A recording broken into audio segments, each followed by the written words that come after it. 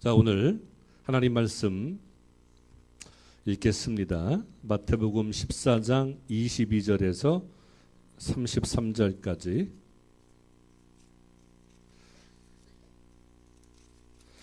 마태복음 14장 22절에서 33절까지. 자, 22절부터 교독합니다. 제가 먼저 갑니다. 예수께서 즉시 제자들을 재촉하사 자기가 무리를 보내는 동안에 배를 타고 앞서 건너편으로 가게 하시고,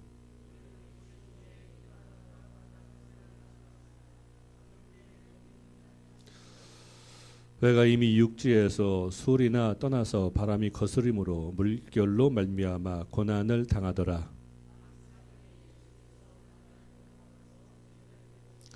제자들이 그가 바다 위로 걸어오심을 보고 놀라 유령이라 하며 무서워하여 소리 지르거늘,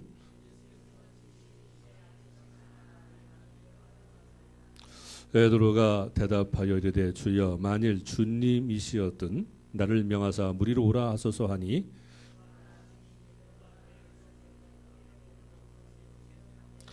바람을 보고 무서워 빠져가는지라 소리질러 이르되 주여 나를 구원하소서 하니,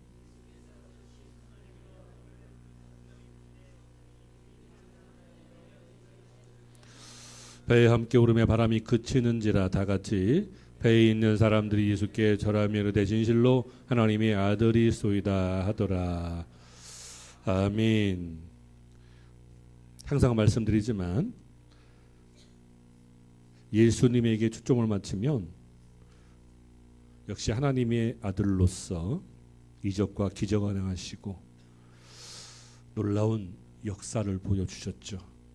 그 베드로에게 초점을 맞추면 베드로의 믿음과 실족에 대해서 말씀드릴 수 있어요. 그리고 파도에 대해서 초점을 맞추면 우리가 살아가면서 여러 가지 파도를 만나잖아요. 인생의 파도.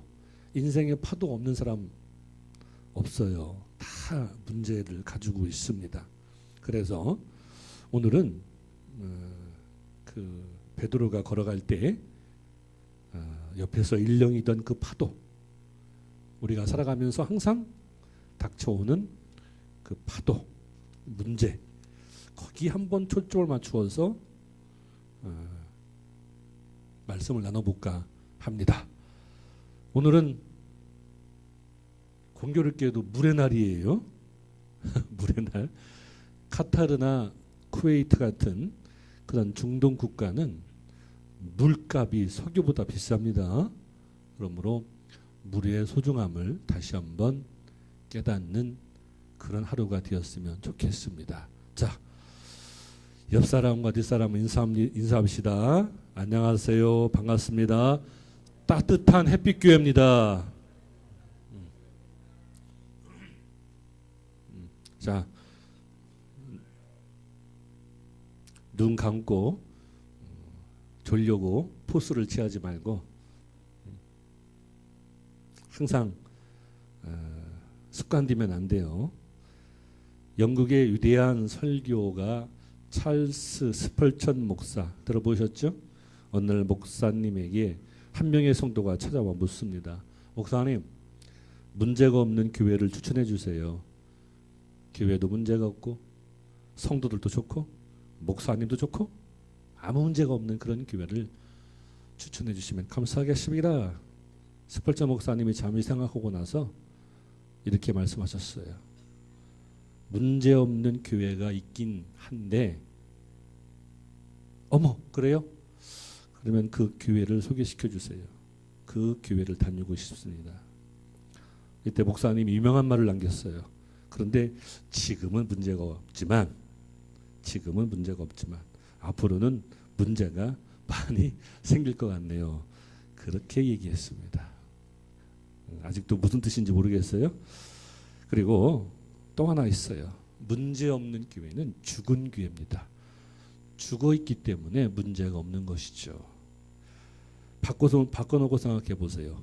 문제가 있다는 것은 살아있다는 것이고, 문제가 있다는 것은 풀면 되는 것이고, 그죠? 그래서 문제라는 것은 사실 우리를 가로막는 장벽이 아니라 우리가 한 차원 더 뛰어나갈 수 있는, 사실 초등학교 때부터 문제를 수없이 풀어왔잖아요. 그죠? 수많은 문제를 풀어왔어요. 저는 대학 가면 시험이 없는 줄 알았는데 대학 가도 시험이 있고, 그죠? 대학원 가도 시험이 있고 계속 문제를 풀어야 되겠더라고요. 자, 그렇다면 한번 보세요. 예수님을 보면 예수님은 세상에서 가장 큰 아주 원초적인 문제를 해결하기 위해서 오셨어요. 그게 뭐예요? 바로 인류를 구원하시는 사명이죠. 그래서 그 구원의 사명을 감당하기 위해서 한 걸음 한 걸음 터벅터벅 십자가 고난으로 걸어 가셨습니다. 그래서 오늘 새벽에도 말씀드렸는데 제가 한번 그 성경을 찾아서 말씀을 드려볼게요. 요한복음 12장에 있는데 예수님이 뭐라고 했냐면 지금 내 마음이 괴로우니 무슨 말을 하리요. 예수님도 신성과 인성을 동시에 가지고 있었기 때문에 아주 솔직한 표현이에요. 그래서 성경은 하나님의 말씀인 것입니다. 아버지여 나를 구원하여 이때를 면하게 하여 주옵소서. 십자가를 지지 않게 하여 주옵소서라고 고백을 합니다. 그런데 곧 이어서 그러나 내가 이를 위하여 이때에 왔나이다. 아버지여, 아버지여, 이름을 영광스럽게 하옵소서. 이렇게 예수님께서 고백하십니다. 그래서 참 이 성경을 읽으면서 은혜가 됐어요. 예수님도 인간의 육체를 입고 오셨기 때문에 솔직히 두렵거든요. 걱정되거든요. 그래서 인생의 큰 문제를 가지고 오셨어요. 그 문제를 예수님은 어떻게 하셨어요? 한 걸음 한 걸음 그 고난의 십자가에 다가감으로 우리 인류의 가장 큰 문제, 그 문제를 해결하게 된 줄 믿습니다. 그러므로 우리는 예수님을 구세주라고 부르는 것입니다. 그리스도 구세주. 왜? 그런 문제를 해결했으니까. 그래서 예수님은 해결자. 그래서 인생은 문제, 예수님은 해답. 들어보셨나요? 따라서 합시다. 인생은 문제, 예수님은 해답. 예, 그렇게 마음속에 담아두시면 막 기도할 때도 도움이 되지 않을까 그렇게 생각을 합니다. 이쯤에서 재미있는 이야기를 하나 말씀드릴게요. 1991년에 미국 대선에서 클린턴 후보가 아버지 부시 공화당 대통령 후보에게 한마디 했죠. 친구야, 문제는 경제야. 그랬어요. 아버지 부시 대통령이 뭐 세계 평화가 어떻고 국방이 어떻고 뭐 테러 뭐 전쟁이 어떻고 했는데 국민들의 마음을 간파한 클린턴 대통령이 이보게 친구, 문제는 경제야. 그러니까 사람들이 참 이상해요. 국방도 중요하고 평화도 중요하고 테러 대책도 중요한데 당장 나에게 뭔가 필요한 거, 그죠? 먹고 사는 거, 이런 문제에 더 관심을 갖게 된다는 얘기입니다. 그래서 그 한마디로 이제 대선의 게임이 끝났다고 말합니다. 그래요. 자, 문제를 우리가 바라보고 그것을 해결하고 나가느냐 중요합니다. 그런데 착각하면 안 돼요. 문제는요, 여러분, 문제를 던져주면 문제를 풀든지 아니면 풀지 않든지 그러면 되는 거 아니에요, 그죠? 굳이 문제를 풀려고 1시간 시험 시간 동안에 보통 20문제가 나오잖아요. 자, 옛날을 한번 되돌려 보세요. 20문제가 나오면 한 문제가 안 풀려가지고 그 문제를 1시간 동안 가지고 있으면 나머지 19문제를 못 풀잖아요. 때로는 문제를 풀지 못하면 풀지 말고 그냥, 그죠? 안고 가는 것입니다. 그게 바로 교회예요. 교회는 다양성에 아주 아주 높은 위치에 있는 그런 기관입니다. 교회만큼 다양성 있는 기관이 어디 있겠어요. 그러므로 우리가 우리의 인간의 육신의 눈으로 바라보지 말고요. 믿음의 눈으로 바라보고 사랑의 눈으로 바라보면 너무나 재밌고 신기하고 아름다운 것이 바로 교회입니다. 왜? 다양하기 때문에 은사도 다양하고 달란트도 다양하고 성격도 다양하고, 그죠? 여러 가지 다 다르기 때문에 교회만큼 다양한 곳이 어디 있어요? 회사? 그 회사에 지원하고 입사한 사람들, 군대? 군인들, 공무원 시험에 합격해서 친목회, 향후회, 그 관계된 사람. 근데 교회는, 그죠? 어르신부터 어제 그저께 태어난 아이까지, 부자부터 가난한 자까지, 그죠? 권력자부터 대통령부터 거지까지 누구나 다 교회 와서 예배를 드리기 때문에 교회를 바라볼 때 우리가 세상의 눈으로 바라보지 말고요. 교회가 왜 이렇게 문제가 있어? 당연히 문제가 있죠. 문제가 없으면 죽은 교회라니까요. 왜? 다양한 사람들이 모여서 예배를 드리니까. 그래서 세상의 기관과 비교하면 은혜가 안 돼요. 따라서 합시다. 교회는 문제가 많을수록 교회다. 그렇게 우리가 인식을 바꿔야 됩니다. 인식을 바꾸지 않으면 문제가 해결되지 않아요. 여러분, 지금 고등학교 학생들이 풀지 못하는 미분, 적분, 그 수학 문제를 갖다 드릴까요? 그거 풀 수 있어요. 그죠? 요즘에 보면은요, 중학교 1학년 수학 문제도 풀기 힘들더라고요. 옛날엔 제가 어떻게 풀었는지 몰라. 그렇게 힘들어졌어요. 그렇습니다. 다 때가 있는 거예요.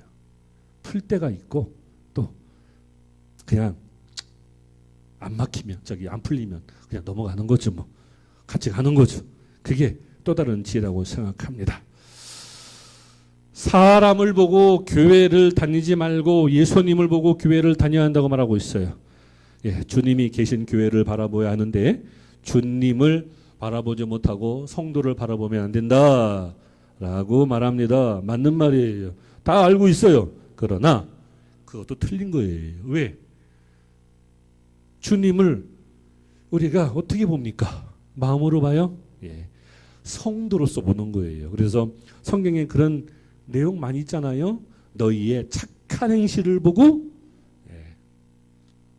많은 사람들이 예수 그리스도를 믿게 하라. 그러니까 우리가 주님을 마음으로 보는 게 아니라 주님으로 인해서 교회에 나와 구원받은 하나님의 성도를 내가 보고 주님의 얼굴을 찾는 거예요. 그래서 착한 행실로 선한 양심으로 예수님의 향기로 주님을 바라보는 것입니다. 우주 비행사들이 한결같이 하는 얘기가 우주에서 본 지구는 너무나도 아름다워요. 근데 지구상에는 끊임없이 다투고 싸우고 전쟁하고 합니다. 산도 그래요. 우리가 산에 가면 산 밑에서 바라볼 때는 산이 참 아름답고 멋있잖아요. 그런데 자세히 보면 뱀도 있고 벌레도 있고 가시가 달려있는 나무도 있고, 그리고 누가 또 한쪽 구석에 그죠? 응아도 해놓고, 그래서 지저분하고 위험한 것이 다 산속에 들어가 있습니다. 그런데 생각해 보세요. 다 필요한 존재예요. 산에 쥐도 있어야 되고 벌레도 있어야 되고 그래야 먹이 사슬의 상위 동물이 쥐를 잡아먹고 살죠. 그죠? 쥐는 무익한 동물이다? 아닙니다. 쥐가 있음으로 해서 고양이나 수많은 고양이과 동물들이 그 쥐를 잡아먹는 것이거든요. 그러니까 산에 여러 가지 동물이 있고 또 가시나무가 있고 그렇게 하는 그런 자연의 이치는 그렇게 돌아가는 것이거든요. 근데 우리는 문제만 보니까 그 문제 속에서 넘어지고 쓰러지는 것입니다. 자, 오늘 말씀 보세요. 오늘 말씀 보면 저는 이 성경을 읽으면서 예수님께서 십자가의 고난을 향하여 한 걸음 한 걸음 나가신 그 마음을 알 수 있겠어요. 왜? 베드로의 이 무리를 걸어가신 이 이야기를 통해서 우리에게 커다란 교훈을 주고 있습니다. 왜냐하면 베드로는 참 믿음의 제자예요. 그래서 다른 제자들은 감히 따라하지 못하는데 베드로만큼은, 그러니까 베드로는 귀한 제자죠. 아주 아름다운 제자예요.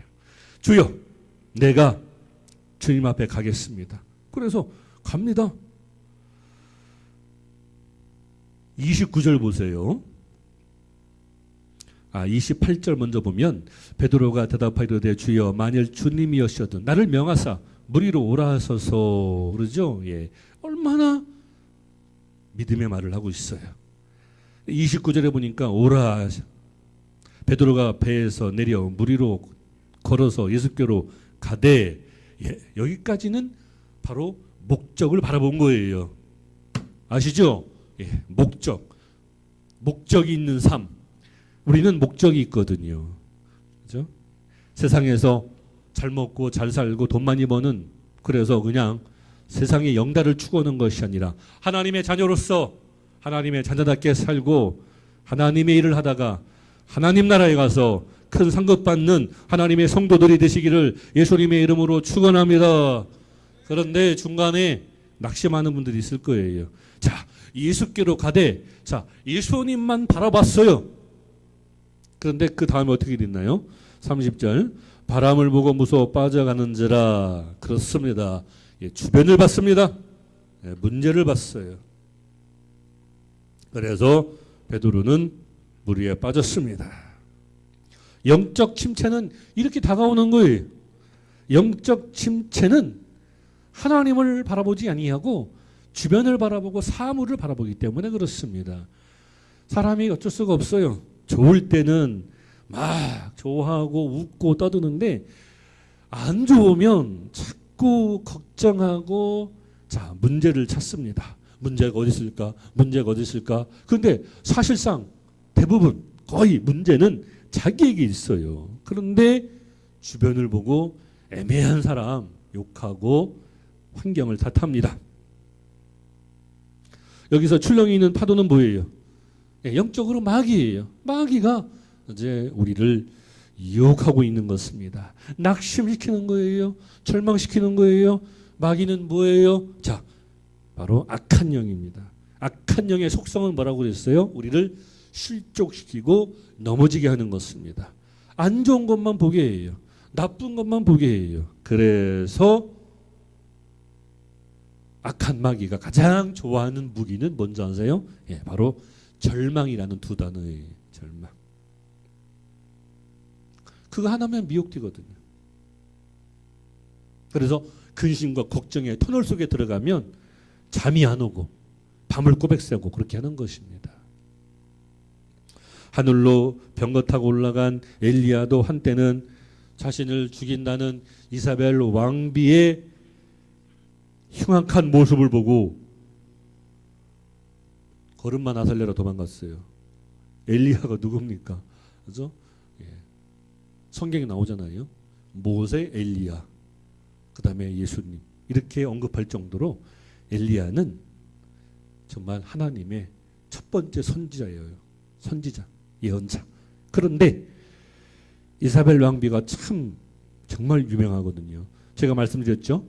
영화에 보면 아주 악하고 흉악한 여자를 이사벨이라고 이름을 집니다.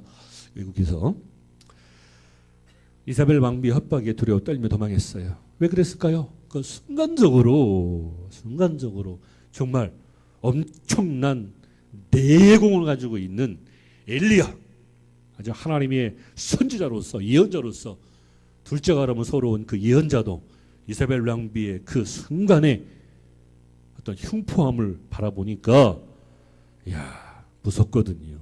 그래서 도망갔어요. 로뎀나무로 도망갔어요. 그래서 엘리야가 하나님 나를 죽여주세요. 내가 두렵습니다.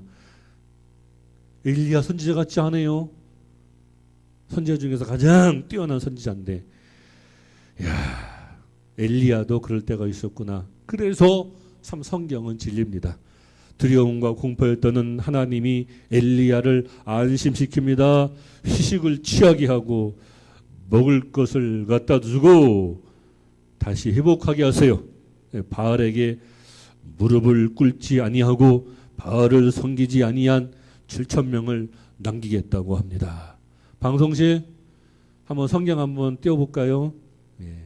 그래서 엘리야는 다시 힘을 얻고 회복되어서 하나님의 귀한 사명 감당하게 되는 것이죠.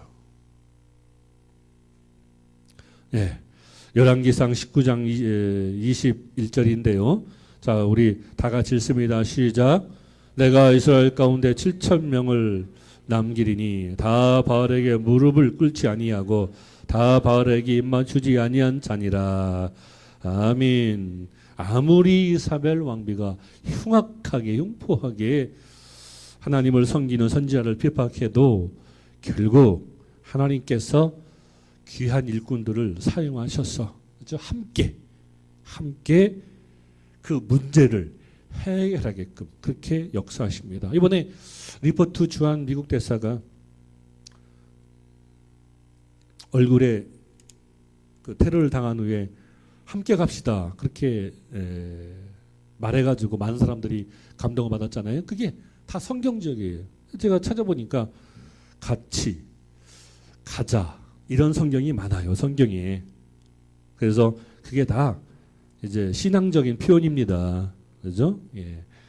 문제를 해결하기 위해서는 같이 하면 함께 가면 그 문제가 다 해결되고 하나님 앞에 영광 돌리는 귀한 축복의 교회가 될 줄 믿습니다. 악한 마귀는 자꾸 우리를 영적 침체에 빠지게 돼요. 우리가 무엇을 바라보느냐가 중요합니다. 눈에 보이는 외적인 상황만 집중하면 베드로처럼 물에 빠지고 엘리야처럼 침체에 빠지게 됩니다. 창세기 25장에 보면 에서는 사냥을 다녀와서 배가 고프던 차에 팥죽에 눈이 빠져서 뭐라고 합니까? 내가 배가 고파 죽게 되었는데 이 장자의 명분이 내게 무슨 이익이 있으리요? 근데 사실 한 끼, 두 끼 굶는다고 굶어 죽지 않거든요. 그죠? 그런데 에서는 온통 시선이 팥죽 한 그릇에 쏠려 있었기 때문에 생명보다 귀한 장자의 명분을 빼앗기고 말았어요. 우리는 작은 것 때문에 큰 것을 잃으면 안 됩니다. 바로 소탐 대실이죠. 그래서 하나님의 자녀는 항상 소탐 대실을 조심하고 경계해야 됩니다. 주일날, 수요일날 새벽 예배 말씀을 선포해도 다 잊어버립니다. 잊어버리는 게 정상이에요. 사람의 망각은 뭐 하나님이 준 선물이니까. 근데 어느 순간에 힘들고 어려울 때, 그렇지. 목사님이 문제만 바라보지 말고 믿음의 눈으로 바라보려는데, 그래, 한번 참고 인내하면 좋은 일이 생기겠지. 라고 마음속에 정신이 바짝 든다면 오늘 말씀은 성공한 줄 믿습니다. 사도 바울에게 육체에 가시가 있었어요. 보니까요. 50대는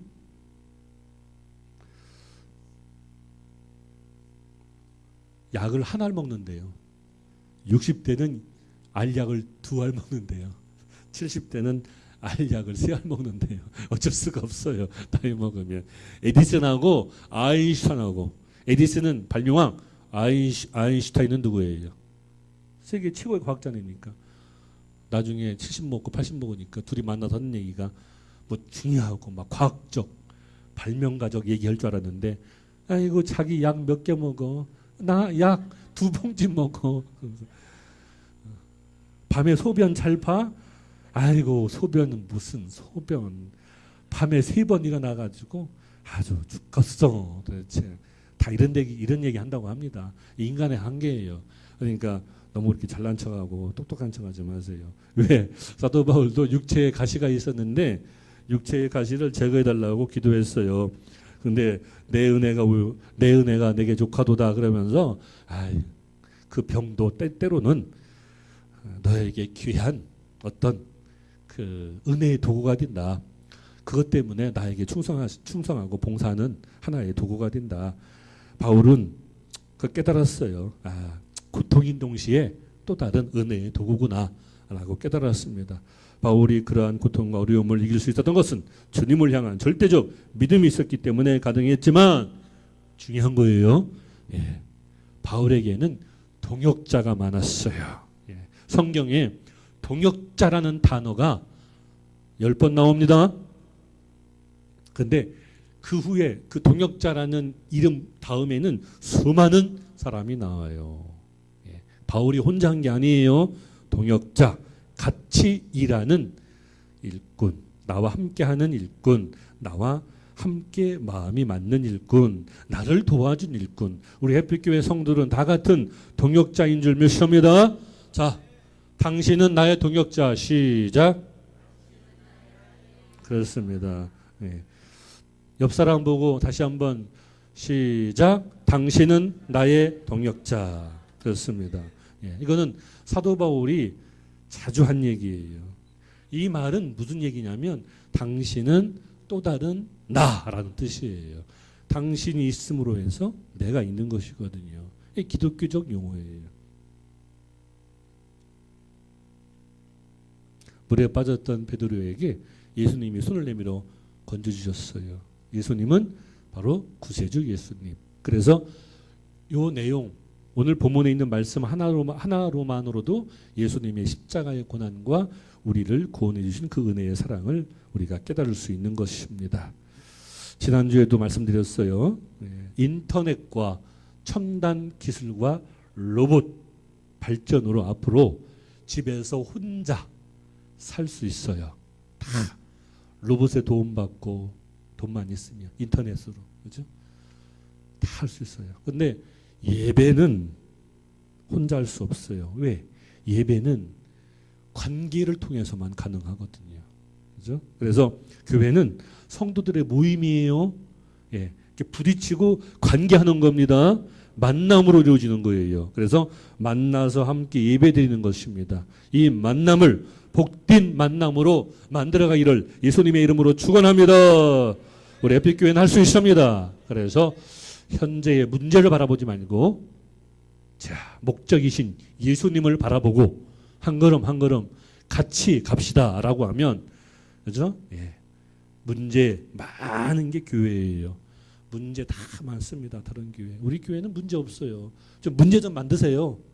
좀 해결 좀 하게. 그래야 은혜가 됩니다.